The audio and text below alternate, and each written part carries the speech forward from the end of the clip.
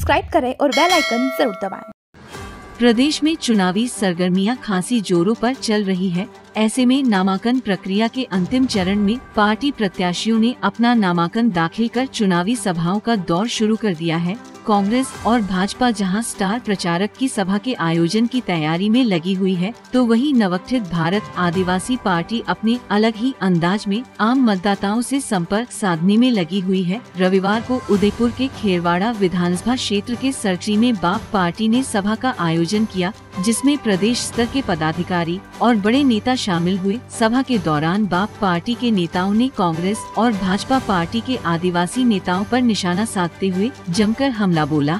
सभा में बाप पार्टी के प्रदेश अध्यक्ष रमेश मेड़ा ने कहा कि आदिवासी क्षेत्र में आम जनता की आवाज को सुनने वाला कोई नहीं है। भाजपा और कांग्रेस की दोगली नीतियों के चलते आदिवासी क्षेत्र में रहने वाले लोगों का अस्तित्व खतरे में पड़ने जा रहा है। वहीं नारायण रोत ने कहा कि प्रदेश में भाजपा और कांग्रेस बारी बारी से राज कर रही है, लेकिन दोनों ही पार्टियों ने लोगों के विकास के लिए कोई बड़ा कार्य नहीं किया। वह पार्टी की सभा में सलूबर विधानसभा क्षेत्र के प्रत्याशी जीतू कटारा और उनकी टीम भी शामिल हुई। जीतू कटारा ने मंच पर भाषण देते हुए कहा कि आप पार्टी के प्रत्याशियों के नामांकन रैली को देखकर भाजपा और कांग्रेस सहित कई बड़े नेताओं की तबीयत खराब हो चुकी है। सभा के दौरान कांग्रेस से बाप पार्टी में शामिल हुए पूर्व जिला परिषद सदस्य हरिराम मीणा ने खेरवाड़ा विधानसभा क्षेत्र में हुए निर्माण कार्यों पर सवालिया निशान खड़ा करते हुए कहा कि क्षेत्र में जमकर भ्रष्टाचार हो रहा है।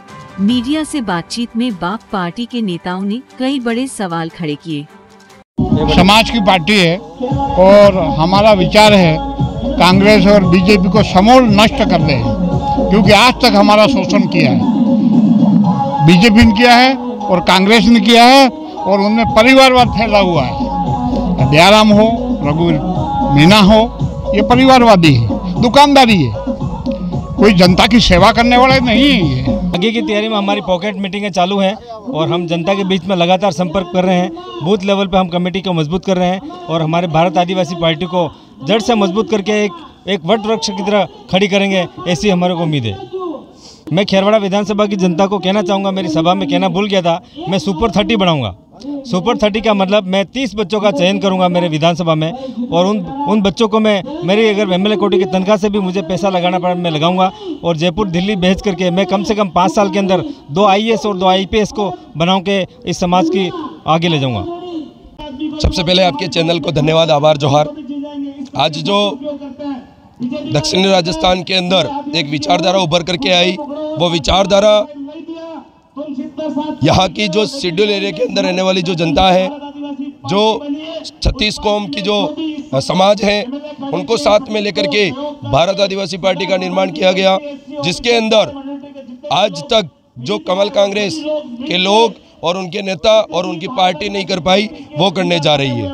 वो आज हम इस इलाके के अंदर जो हमारे मूलभूत मुद्दे हैं, जल जमीन जंगल का, वो छीना जा रहा है, हमारा पानी है वो बेचा जा रहा है, हमारे यहाँ का जो युवाओं का जो रोजगार है, पढ़े लिखे युवा आज बाहर जाकर के अपने इस इलाके से पलायन करके कहीं और जाकर के नौकरियां कर रहे हैं। आज उनको 5-6 हज़ार की नौकरी के लिए तरसना पड़ रहा है।